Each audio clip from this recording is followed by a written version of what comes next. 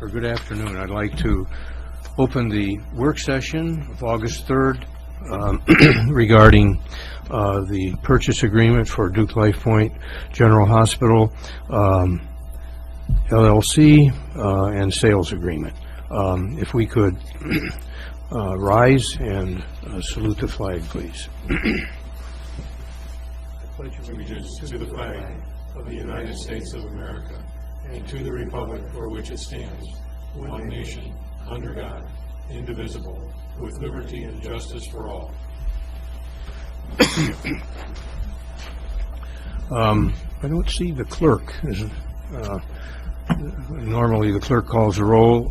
We'll dispense with calling the roll because everyone's here. So, announcements. I have no announcements. Let me just describe a work session for those of you who may not have had the pleasure of attending one. It's a work session where no vote will be taken. It's an open discussion. However, we still have Robert's Rules of Order in effect, and that if you wish to speak, you have to go through me, the chairperson of the commission. So, and that all the commissioners will be recognized through me, because otherwise it just gets to be chaotic.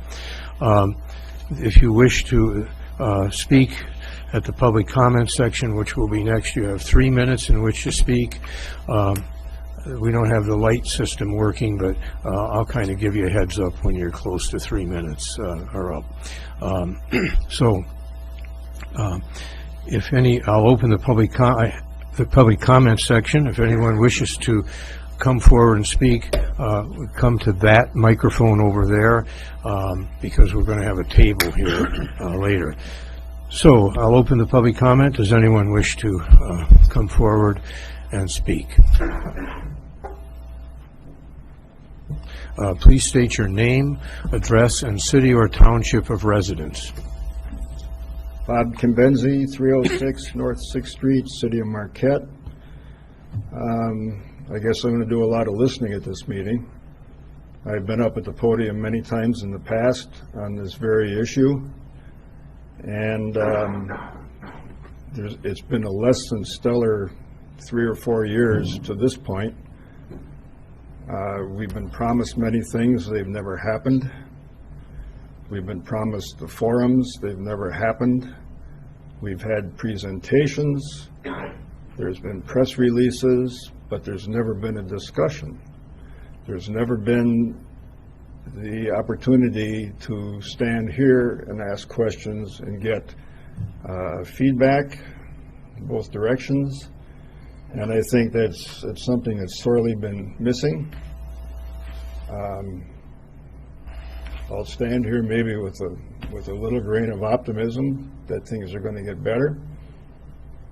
I think we all want the same goal at the end. We certainly want the best hospital we can possibly have.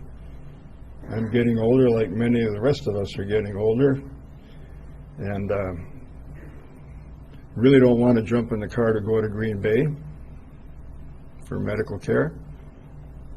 But on the other hand, whatever this deal is that is finally signed and agreed to at the City of Marquette, it's got to be a good deal for the people of the City of Marquette, not from the standpoint of health care, but from the standpoint of the $50 million plus that we are going to be on the hook for. And can we truly see that over the next, apparently now 30 years, was 20 years, are the bonds going to be taken care of? Is this really going to work out the way we're told it's going to work out? So that'll be my comments for right now. We'll just listen to what you guys talk about. Thank you. Anyone else wishing to come forward and address the City Commission at public comment? Seeing none, I'm going to close the public comment section. We do have 2 representatives of Duke Life Point here, and also some other individuals who've been very involved in this that the commissioners may feel free to address or a question to you.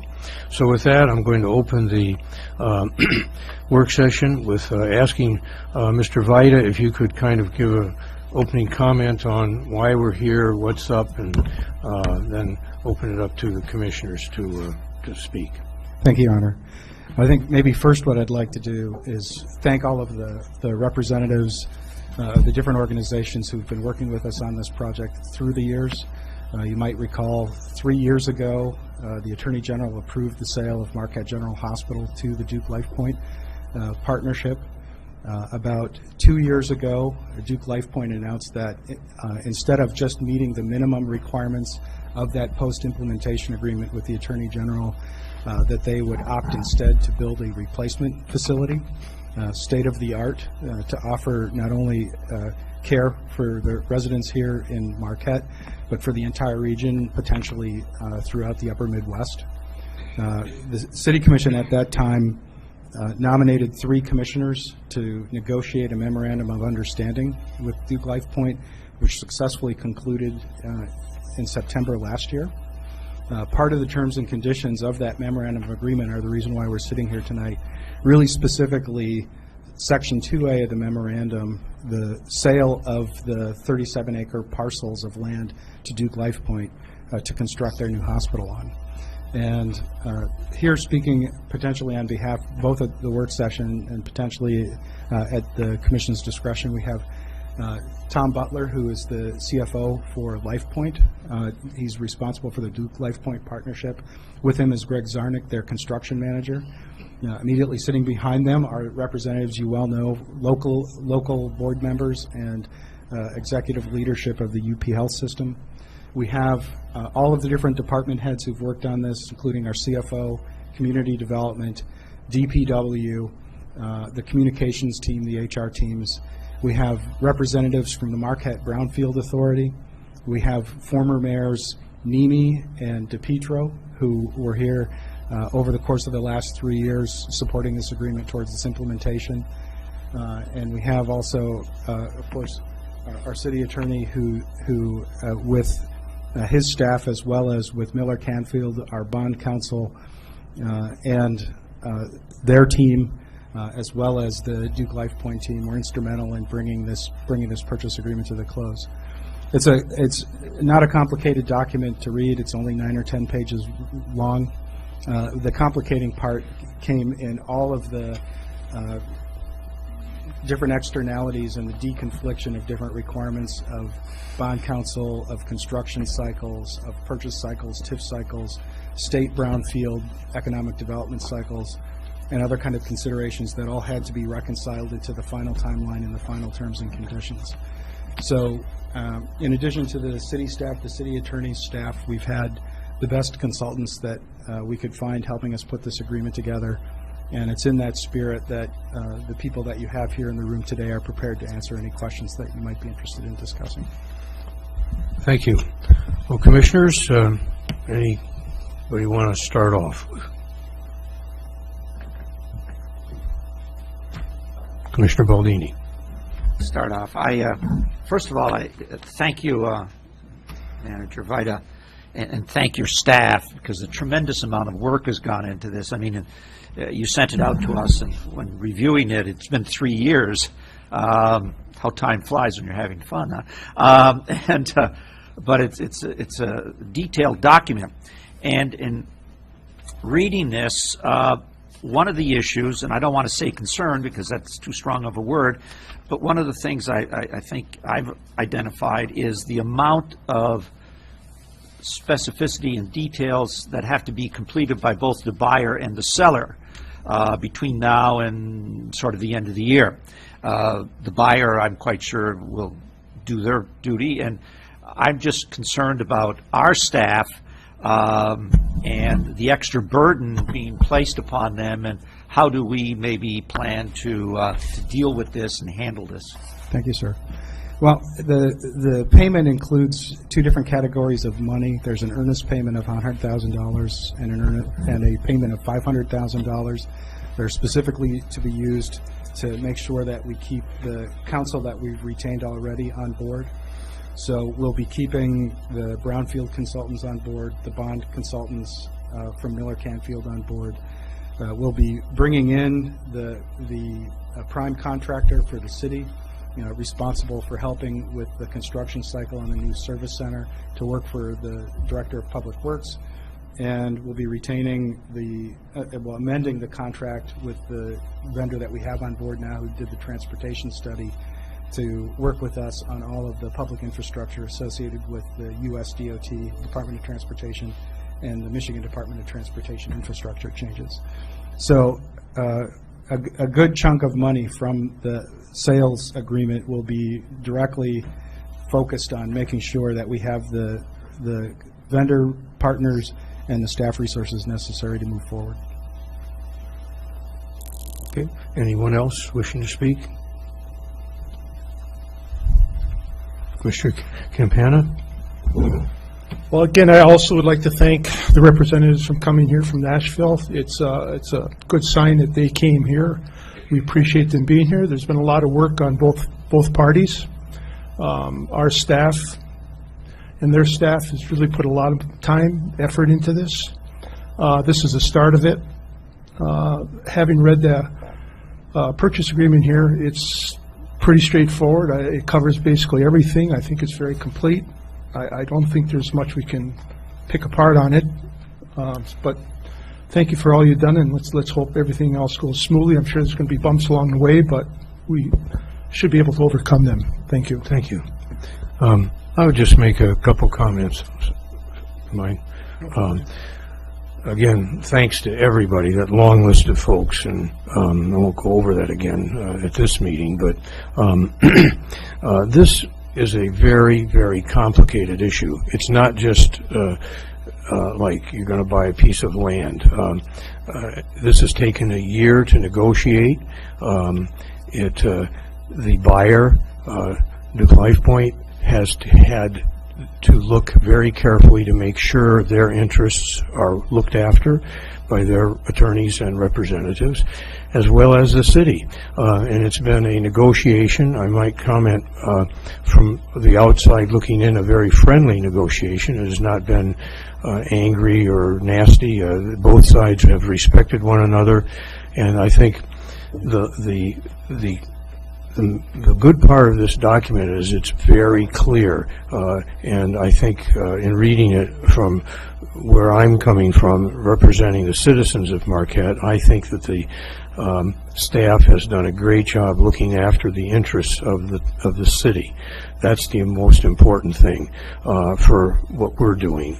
And if I didn't feel that way, I would not vote for this. But I think they have done the best job possible, even though it's taken a long time. Can you imagine how complicated all these issues are and have to come to an agreement with two parties? And I would say the same thing. I think probably both didn't get exactly what they wanted, but I'm pretty happy with the results and appreciate the efforts of both parties to get to this point.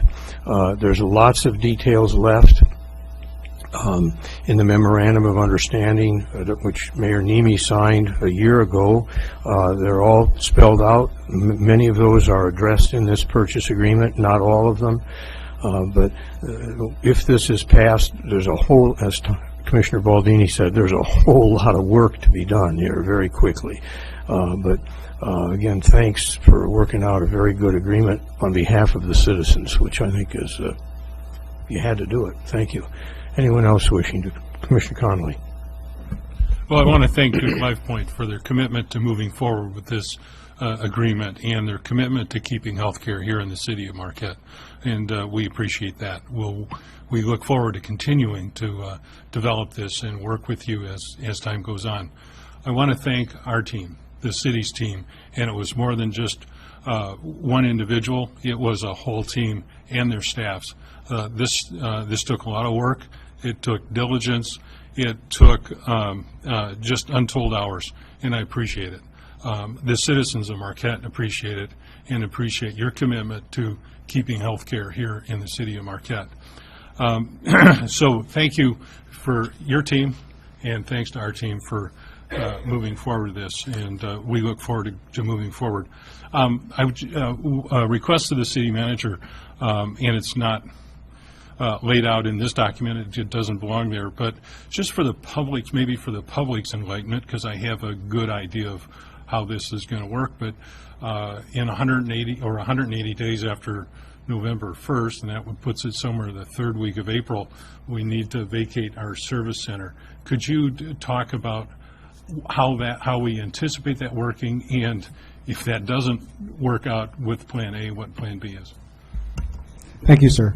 Actually, maybe let's have the experts speak to that. We have both the Duke Life Point construction leader and the city's construction leader in the room with us today. If I could ask Kurt and Greg maybe to go to the dais and describe the master schedule, how you're working together to integrate the timelines, both of the hospital construction, the service center construction, and maybe give a sense of how you're incorporating contingencies and how you're mutually interpreting the purchase agreement. Absolutely. Thank you for letting us speak today. So we have at Duke Life Point have a team of architects and engineers and contractors that we have selected to help us put together our plans for the hospital, which include our transition from the existing hospital onto the new site. As part of that transition plan, our team has gotten with Mr. Goodman's team of folks that he has, again, architects and engineers and his staff, to work out a way that we can overlap our schedules so that we'll have access to the site in areas that will not impact the city's ability to continue to use the site. So when we talk about a 180-day, you need to vacate the site, it's a little bit less stringent than that in actuality. We've identified through our studies that there are various areas of the site that need to be maintained for your use and continued use throughout several months beyond that April date. For example, you need to be able to maintain your trucks on the facility. You need to be able to fuel the trucks. We've worked out a schedule where we can still maintain your access to the site and allow you to continue to use the site at the same time that we're allowed to start our demolition and construction. So it's quite an overlap, and it's very much a combined schedule, and we'll continue to refine that schedule as we go forward. But that 180 days is I think rather clearly spelled out in the agreement, but in reality is actually very flexible in terms of our ability to work together for us to be able to occupy the site in the way that we need to, and also allow you all to continue to use the site for the things that you need to use.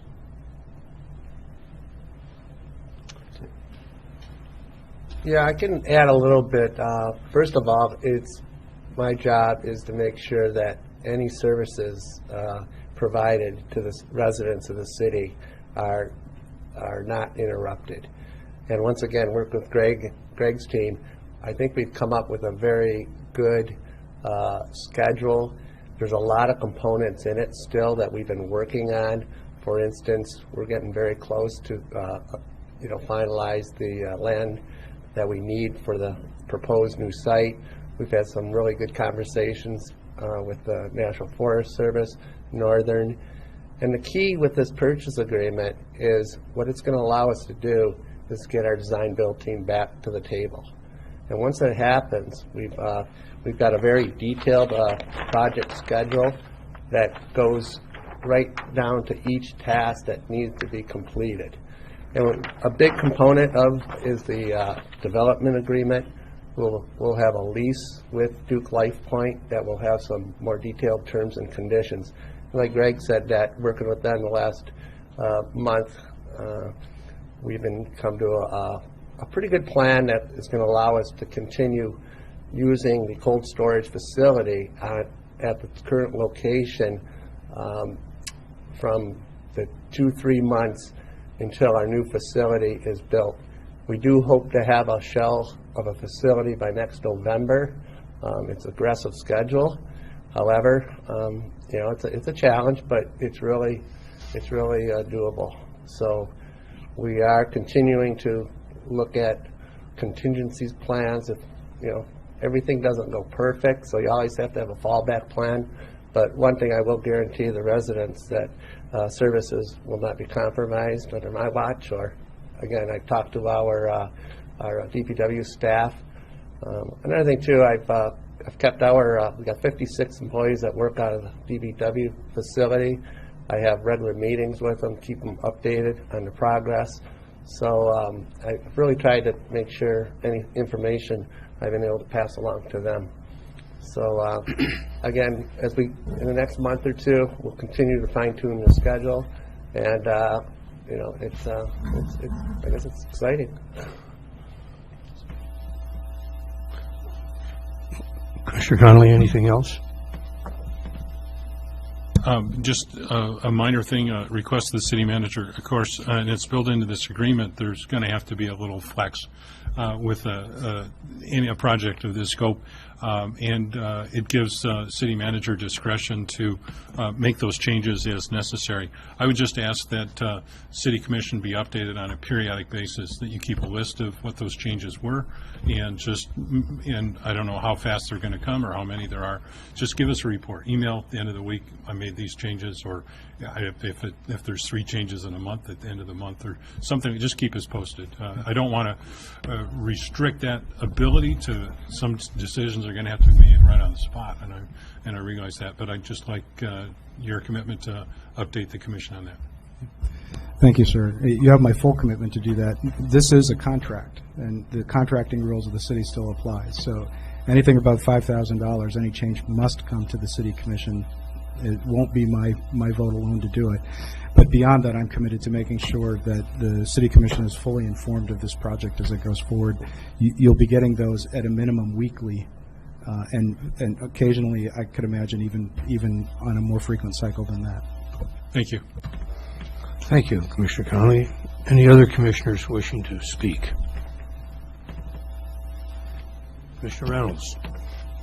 Well, most of my questions weren't answered thus far, but I just wanted to ask this. I know the answer to this, Bill, because I emailed you this, but I think it's a good piece of information for the rest of the commission, and that's to do with the TIF funding and the schedule of TIF funding. If we don't begin doing that like now, we have to wait a whole nother cycle, if I was correct. Thank you, ma'am. Actually, since we have our CFO in the room, let me ask him to come up so you can hear it straight from the same mouth I heard it from.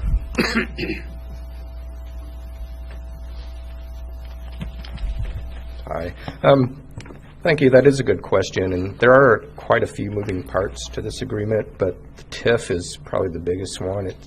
It's probably the one that is actually the glue. It's actually what got us to this point, because I think without the brownfield TIF, we wouldn't be here having this discussion today.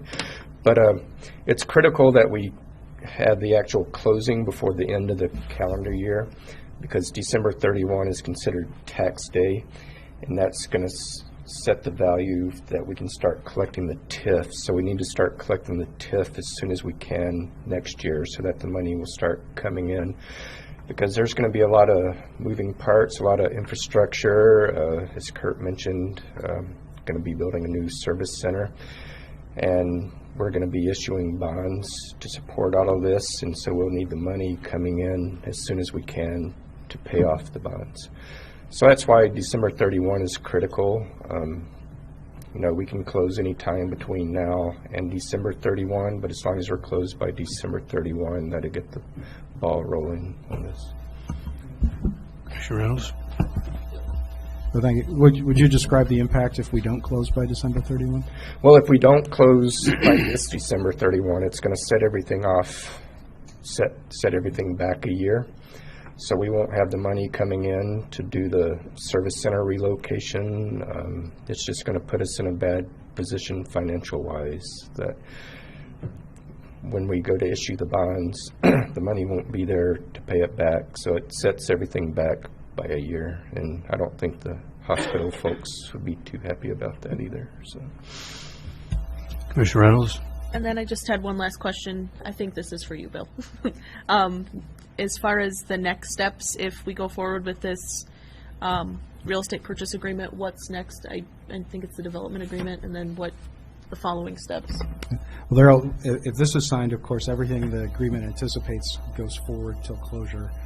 In parallel to that, we come up with a development agreement very similar to what you've seen for other brownfield projects, most recent being the amended brownfield agreement with Founders, or the Liberty Way agreement, or the Nestle Down agreement, where it very clearly identifies kind of how the financing is going to work, what the pecking order is for the TIF availability, what specifically is being compensated, who's taking what responsibilities in each aspect of the project.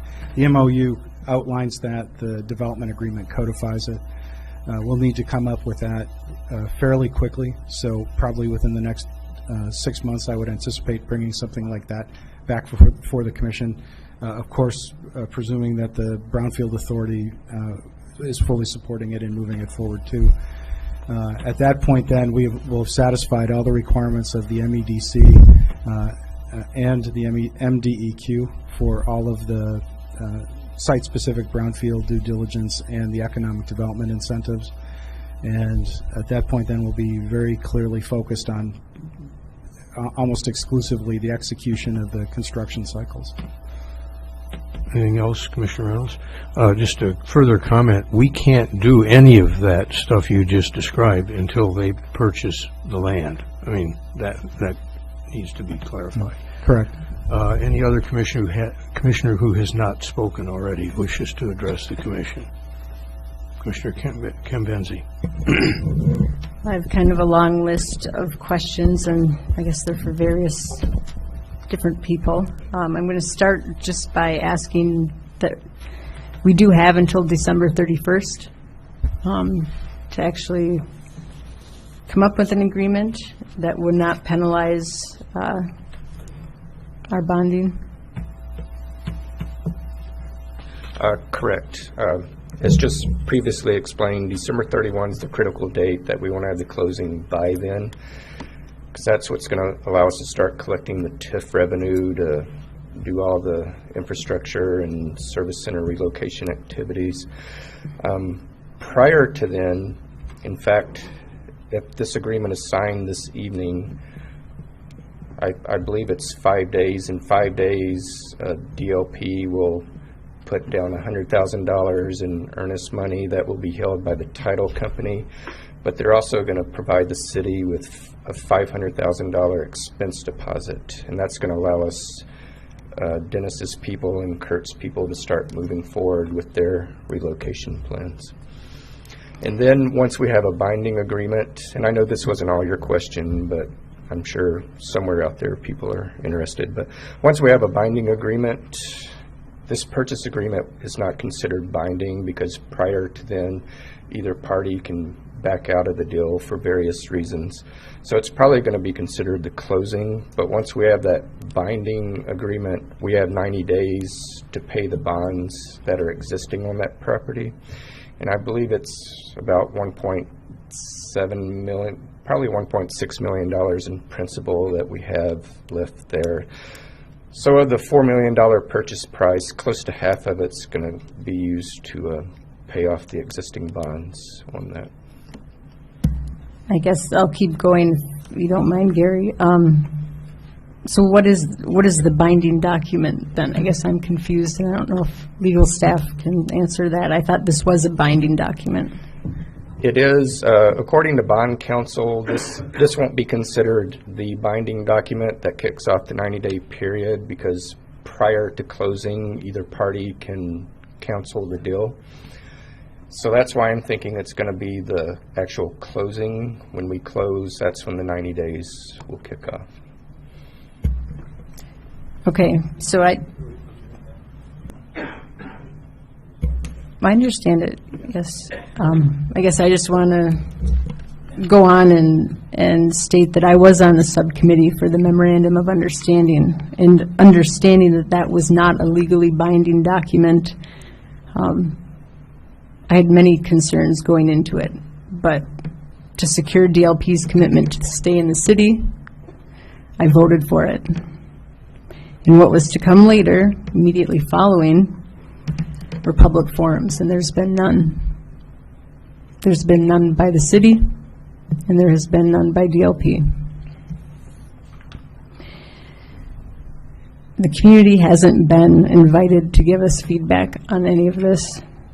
And if the community doesn't want this or any part of it, then we shouldn't move forward. And I think the community isn't so sure about a lot of what they've heard is going on. I think my comments come because this is a risk. It's not to say it's not a risk to take, but I think we need feedback from the community if we're going to take this risk. I'd like to ask at this point, does DLP actually have their certificate of need from the state of Michigan? We will know that September 1st.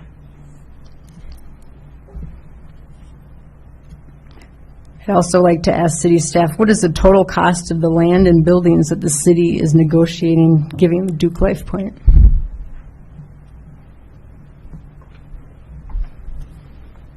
I'm sorry, what was the question? I didn't quite. The total value of the service center, the outbuildings, and the land. The total value of the property we're giving up, I don't have that value handy because right now it's all tax exempt property. So we really don't have a taxable value assessed to that just yet. So we don't quite know exactly what we're... No, we know the value of the buildings and other things that we have on it, but Can I ask the value of the buildings?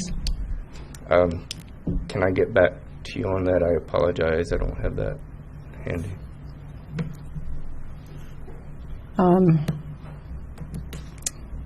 Is it true that we currently do not have a secured site for the new service center building?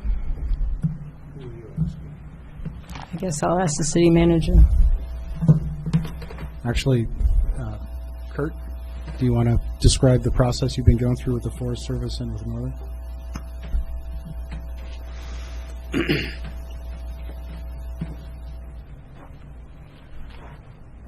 Thank you. I believe it was last October, September, we spent quite a few months going through a site selection process. We had a public meeting that we went over potential sites throughout the city. Some of the criteria was looking at like 11, 12 acres. Through that process, we evaluated each of them, and we did present that to the at a public forum and seeked input. We did, based on consensus of the during those meetings, there was a site that was looked very favorable, and since then we've put our efforts into securing that site. Do we have a signed, sealed, 100% committed purchase for that site? Not at this time. However, we've got some pretty good assurances. This is why this purchase agreement, this first step, is so important, is to take the, move on to secure that property. We're very confident that the deal with the National Forest Service is moving along. And again, we've had some excellent meetings, with Northern Michigan. That at this time, I do not foresee any problems with that site that we're looking at for the new service center. And another thing I just want to add too, that as we go through the design of the service center, built into the schedule is a couple meetings with the public. We'll do some renderings. We'll have a layout, a site layout. We still have to go through some site plan review. We've done some background work on the zoning, some of the environmental phase work that needs to be done. So a lot of that stuff is being worked on right now. I'm very, we need to keep going to close the loop on some of those. A couple other things, just want to let you know, during the process, we hope to bring to the City Commission a Phase 1 contract from our engineer architects that went through a selection process, quite a lengthy one, late last year. The first phase will be a contract to get us up to bidding Phase 1, which is basically all the work to final design, and that will then give us the guaranteed maximum price of what the service center cost will be. That will, again, there's be 2-3 more steps definitely coming to the commission for approval process during that. But That's what, it's everything I could say. Once again, the transition between a temporary facility, working with Greg's team, they're going to be putting in some money at their cost for a temporary relocation, so there won't be any cost associated for an interim facility that I hope be 3 to 4 months. Okay, thank you. I'd like to ask our city attorney on the service center parcel and as well as the roundhouse parcel, is there anything preventing DLP from splitting and selling the land?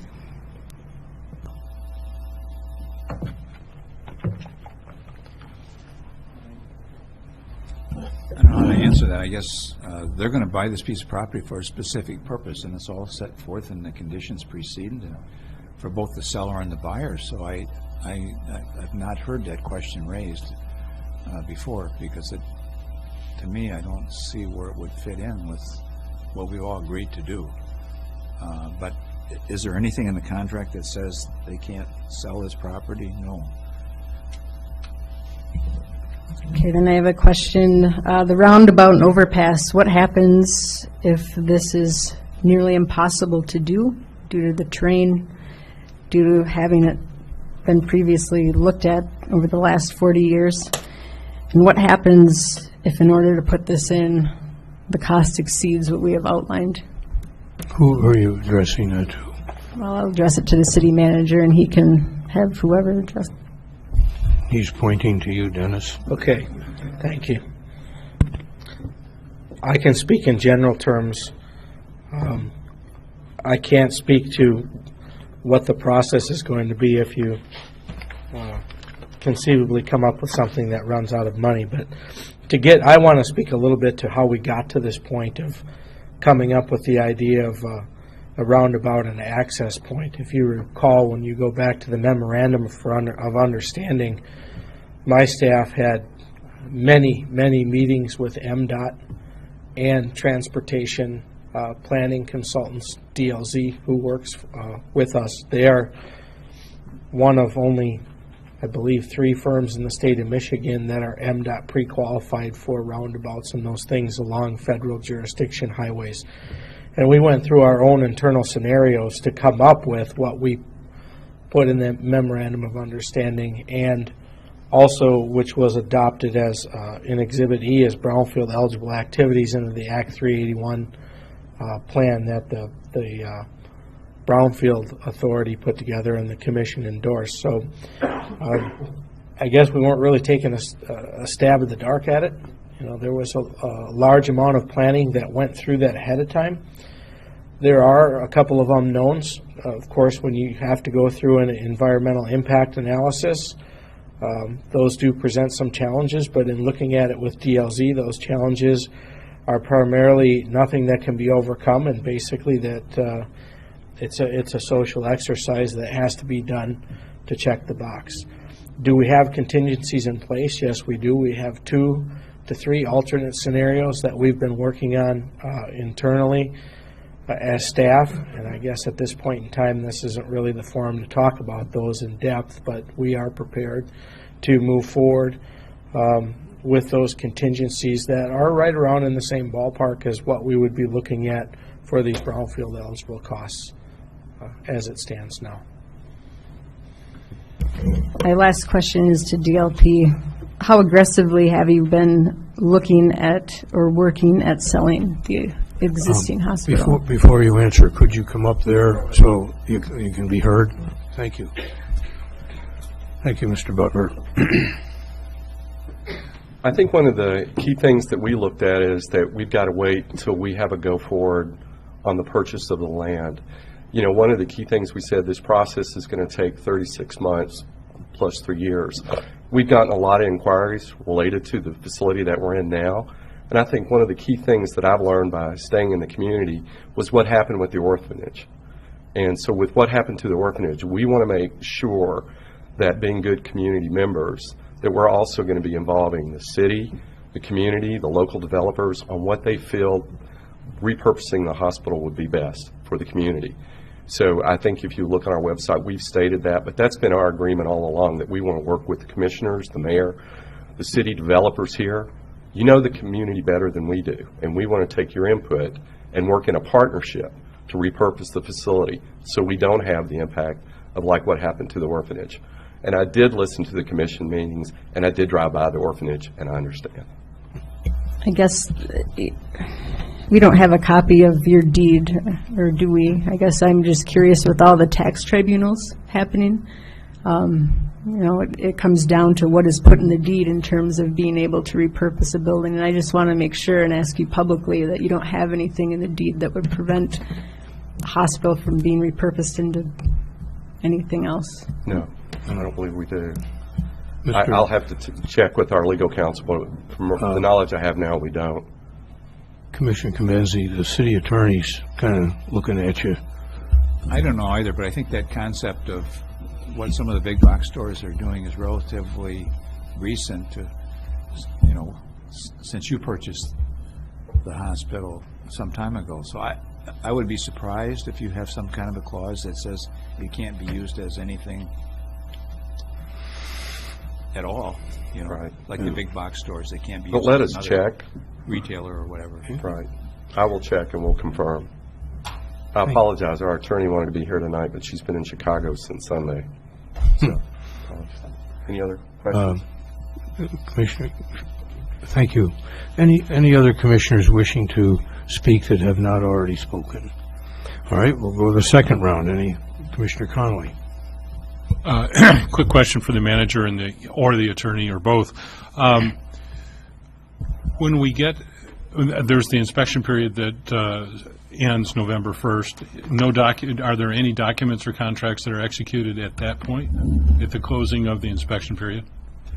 Well, the post-closing lease agreement and the post-closing development agreement are things that we'll be starting to work on to get those done. So there's the development agreement, yet another contract that would have to come Right, plus the lease through this process. involving these services. And that development agreement you would anticipate would be done by December 28th? It's got to be done by then, because that's our closing date. It's got to be done long before then. Oh, it does, okay.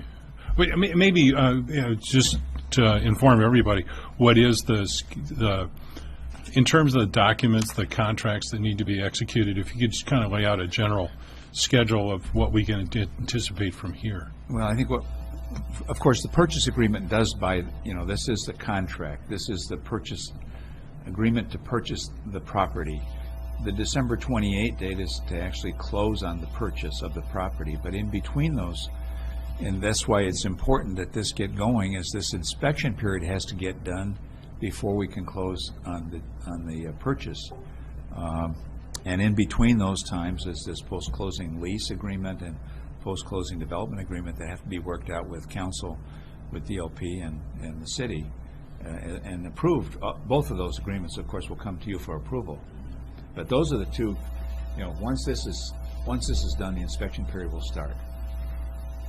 And then these other two agreements will be worked up and they will come to you, and hopefully all this will be done well in advance of the closing, and on the 28th of December or before then, we'll actually close this deal. That's the plan. So those two, and I'm not trying to nitpick, I'm just trying to fill out my information here. Well, do you anticipate those two agreements that you just talked about would be done this fall or before the end of the inspection period, or sometime between November 1 and December 28th? I'm just trying to get an idea. Yeah, and I understand. When I respond to that, the contract says that the buyer and seller have agreed prior to the expiration of the inspection period upon a form of lease agreement, which we call the post-closing lease agreement. So that's before the closing of the expiration of the inspection period on November 1. I think the same language pertains to the post-closing development agreement prior to the inspection, the expiration of the inspection period. So we should have all of those in place by November 1. You know, the inspection period is for us and it's for them, and if all of those contingencies are met or waived, then we'll be ready to go. Thanks for clarifying that. Commissioner Baldini. Just as a point of reference, Your Honor, the weekly departmental report that we received under the community development, they have a schedule of the planned unit development.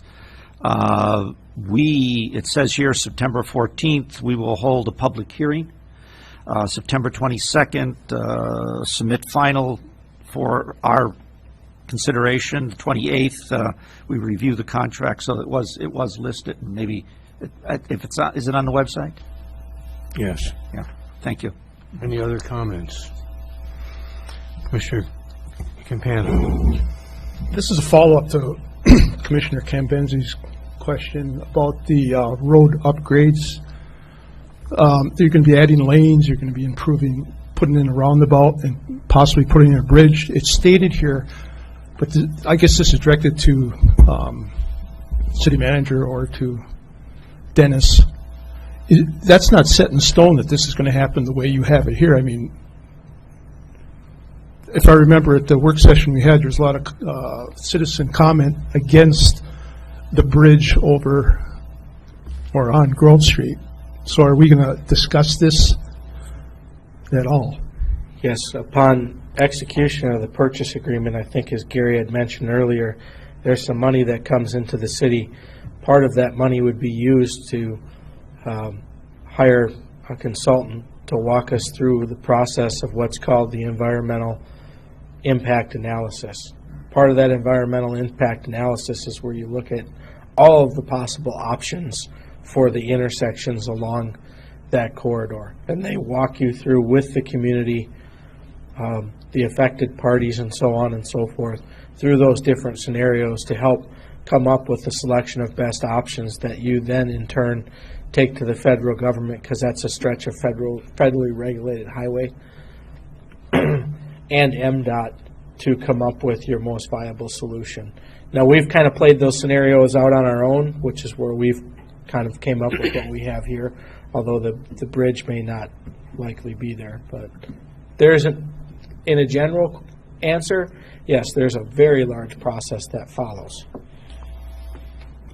So there will be citizen input and question and answer. I can confidently say yes, there will be, because we will have to document that we have taken this through the social environmental impacts as part of that process. Thank you. Don't run off.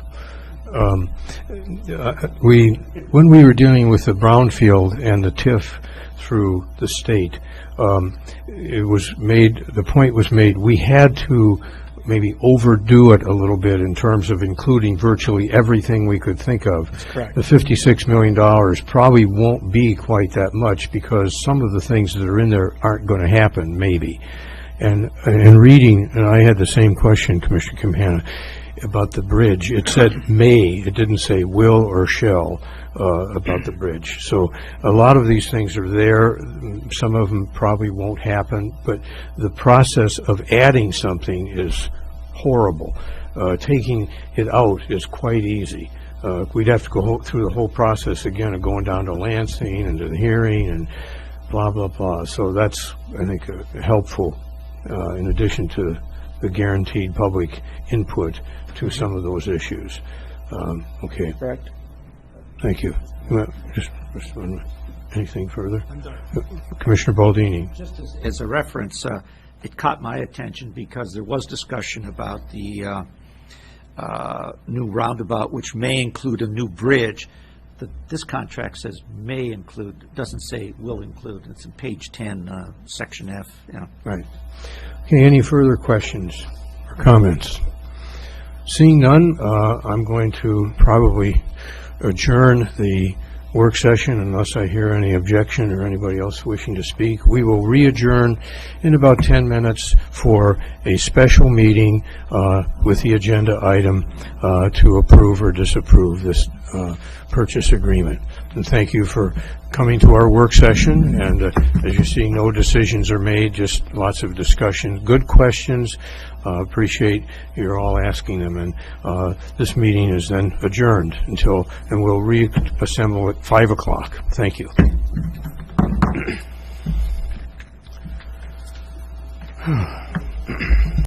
Okay.